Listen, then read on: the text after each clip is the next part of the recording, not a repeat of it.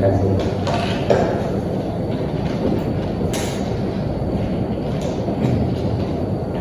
Silakan dulu. Selamat pagi Bapak Ilham dan Bapak Kiat. Terima kasih sudah hadir di ruangan mediasi pada kali ini. Saya Muhammad Edward Ashram CPR selaku mediator yang ditunjuk oleh pengadilan untuk membantu Bapak berdua mencari jalan damai atas perkara ini. Sebelum kita mulai, saya ingin menegaskan bahwa proses mediasi ini bersifat rahasia, sukarela, dan tidak memihak. Baik, sebelum kita memulai proses mediasi ini, izinkan saya terlebih dahulu untuk menyampaikan tata tertib pelaksanaan mediasi di pengadilan negeri agar proses berjalan tertib dan efektif. Pertama, mediasi bersifat rahasia, artinya segala hal yang disampaikan oleh para pihak di dalam ruangan ini tidak boleh disebarluaskan ke pihak lain, termasuk kepada publik atau media. Tujuannya agar kedua belah pihak dapat berbicara terbuka dan jujur tanpa rasa takut. Kedua, mediasi dilakukan secara sukarela, tidak ada paksaan dari siapapun, baik dari pengadilan maupun mediator. Hasil mediasi ini akan dianggap sah jika Bapak berdua sepakat. Tiga, saya sebagai mediator bersifat netral dan tidak memihak pada salah satu pihak. Selanjutnya, apabila Bapak berdua ingin melakukan sesi kausus atau pertemuan secara tertutup, saya bersedia untuk melakukan hal tersebut. Selanjutnya, dalam proses mediasi berlangsung, dilarang memotong pembicaraan atau berbicara dengan nada yang tidak sopan. Lalu, apabila tercapainya kesepakatan, maka akan dikeluarkan dalam akta perdamaian yang ditandatangani oleh kedua belah pihak dan disahkan oleh hakim. Apakah Bapak berdua memahami hal tersebut? Ya, kami memahami Pak. Baik. Saya harap Bapak berdua bisa terbuka, saling mendengarkan dan tetap menjaga suasana mediasi. Terlebih dahulu, saya persilakan kepada Bapak Ilham selaku pihak penggugat untuk menceritakan kronologi dan menyampaikan permasalahan yang dihadapi oleh Bapak Ilham. Baik, terima kasih Pak Mediator. Jadi begini kronologinya.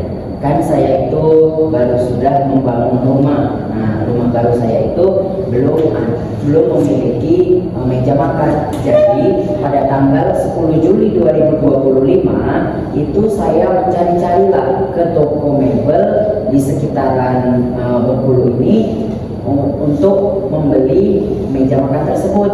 Maka saya datanglah ke toko mebel Bapak Kiat ini yang berada di Jalan Pangeran Natadirja. Nah, di sana saya melihat-lihat motif-motif desain-desain meja makan dan saya tertarik ke sebuah meja makan yang mempunyai 10 kursi. Dan setelah saya bertanya-tanya dan bernego harga, maka saya dan Bapak Kian ini sepakat dengan harga 25 juta. Nah, di dalam kesepakatan kami ini, meja tersebut sebelumnya dengan saya menyepakati membeli meja tersebut, saya memberikan DP atau uang muka kepada Bapak Kian sebesar 5 juta rupiah. Nah, kemudian 20 jutanya akan saya lunasi ketika barang tersebut sampai di rumah saya.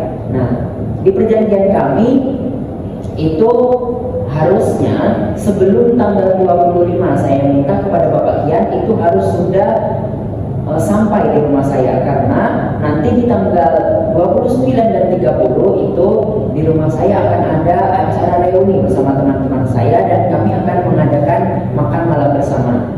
Nah, kemudian sampailah tanggal 25 Juli itu saya teleponlah Bapak Kian ini, kenapa belum juga dikirim-kirim mejanya, tetapi nomornya tidak aktif. Dan saya cobalah keesokan harinya. Kebetulan keesokan harinya saya harus pergi ke luar kota, ada urusan keluarga, dan saya telepon lagi Bapak Kian ini, tetapi tidak ada jawaban yang jelas. Iya Pak, dia bilang. Nah, kemudian dia alasan tukang sakit atau apa, nggak ada penggantinya dan lain sebagainya. Nah, kemudian dia bilang, oh iya, kasih waktu saya lagi sehari atau 2 hari.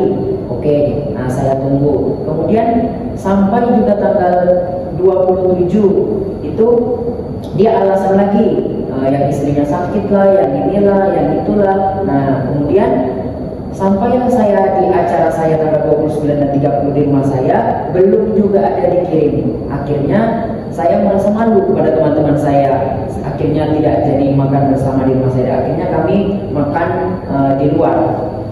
Jadi saya merasa dirugikan secara imaterial dan membuang waktu saya banyak karena menunggu dari Bapak Kiai ini yang tidak ada kepastian dan hanya janji-janji saja. Jadi saya menggugat ke Pengadilan Negeri Bengkulu ini akibat saya dirugikan secara imaterial dan saya menuntut bahwa uang nilai 5 juta yang saya berikan itu dikembalikan dan pembatalan pemesanan. Jadi begitu Pak. Baik, terima kasih Pak Ilham. Sekarang silakan Bapak Kiai untuk menyampaikan tanggapan dan penjelasan. Baik, terima kasih sebelumnya kepada Bapak Pidato. Sebelumnya saya mohon maaf kepada Bapak Ilham. Memang benar bahwa barang yang dipesan oleh Bapak Ilham pada tanggal 25 itu belum sempat saya kirim. Tapi itu bukan karena saya lalai. Karena pada tanggal 25 itu pekerja yang mengerjakan barang tersebut jatuh sakit. Dan saya sudah berusaha mencari tukang penggantinya. Tapi yang dia kerjakan itu tidak sebaik aslinya. Dan pada tanggal 27 itu istri saya dibawa ke rumah sakit karena melahirkan. Masa saya harus meninggalkan istri saya Pak yang melahirkan? Nah, itu saja Pak dari saya. Baik, saya mengerti. Jadi dari keterangan tadi saya melihat kedua pihak sama-sama punya etikat baik. Pak Ilham merasa dirugikan karena keterlambatan, sedangkan Bapak Kiai mengakui bahwa keterlambatan tersebut punya alasan yang cukup manusiawi. Kalau boleh saya tanya Bapak Ilham, apakah Bapak tetap ingin membatalkan pembelian atau bersedia melanjutkan jika ada kompensasi? Ya pokoknya saya ingin tetap membatalkan pemesanan tersebut Pak. Soalnya saya udah muak dengan janji-janji Bapak Kiai ini yang dari awal udah janji-janji terus. Nah, bagaimana Bapak Kiai?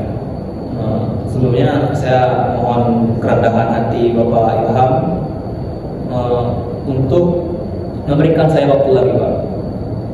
Dan saya akan memberikan kompensasi yaitu potongan harga kepada Bapak Ilham. Saya mohon maaf sebesar-besarnya kepada Bapak Ilham karena barang yang Bapak pesan itu sudah hampir jadi Pak. Tolong yang dibatalkan Pak. Saya juga punya anak istri Pak. Itu dia jawabannya Pak. Bagaimana Bapak Ilham? Mungkin karena setelah mendengar cerita Bapak Kiai ini tadi, istrinya melahirkan dan ada anak lain di rumah atau sebagainya, mungkin ini kerendahan hati saya lah sebagai memberikan kesempatan terakhir kepada Bapak Kiai. Kalau memang dia beretikat baik kepada saya dan berusaha mengganti uang rupiah menjadi potongan harga sebesar 2 juta rupiah dari meja makan yang saya beli tersebut, tetapi saya ingin tahu pasti kapan waktunya. Saya nggak mau lagi janji tanggal ini, tapi kenyataannya realisasinya nggak sejalan dengan apa yang dia janjikan gitu Pak. Baik, jadi Bapak Ilham tidak keberatan untuk melanjutkan asal waktunya jelas dan ada potongan harga yang telah disampaikan oleh Bapak Kiai. Iya Pak, saya kasih satu kesempatan kali lagi, tapi jangan sampai mengecewakan saya lagi. Bagaimana Bapak Kiai, kapan waktu yang jelasnya untuk bisa dikirimkan kepada Bapak Ilham? Bagaimana jika tanggal 10? Karena itu pas 1 bulan barang yang Bapak pesan itu yang Bapak pesan kemarin itu pas 1 bulan karena tanggal 10 ini Pak. Baik, oke tanggal 10 ya Pak ya. Jadi tanggal 10 Agustus itu harus sudah ada meja makan di rumah saya. Dan jika belum juga ada di tanggal 10 tersebut, maka saya akan tetap melanjutkan gugatan ini ke pengadilan. Baik, kalau begitu saya ingin memastikan satu hal lagi. Bila ternyata tanggal 10 Agustus barang tidak juga dikirim, apakah Bapak Kiai bersedia untuk mengembalikan uang muka sebesar 5 juta kepada Bapak Ilham? Ya, saya bersedia. Baik, terima kasih. Jadi saya simpulkan hasil kesepakatan hari ini yaitu 1. Barang akan dikirim paling lambat tanggal 10 Agustus 2025. 2. Harga disepakati turun menjadi 23 juta rupiah. 3. Apabila pengiriman tidak dilakukan sesuai waktu tersebut, maka uang Rp 5 juta akan dikembalikan kepada Bapak Ilham. Apakah Bapak berdua setuju dan sepakat atas hal tersebut? Sepakat. Ya, saya sepakat. Baik, silakan bersalaman. Baik, terima kasih karena sudah tercapai kesepakatan, maka hasil mediasi ini akan dituangkan ke dalam akta Dengan demikian, hasilnya memiliki kekuatan hukum yang mengikat dan dapat dilaksanakan. Saya ucapkan selamat kepada Bapak Ilham dan Bapak Kian karena telah memilih jalan untuk berdamai. Semoga ini menjadi pembelajaran bahwa mediasi di pengadilan bisa menyelesaikan masalah dengan cepat, murah, dan adil tanpa melakukan ke proses persidangan yang lebih panjang. Baik, terima kasih kepada Bapak berdua, Bapak Ilham dan Bapak Kian.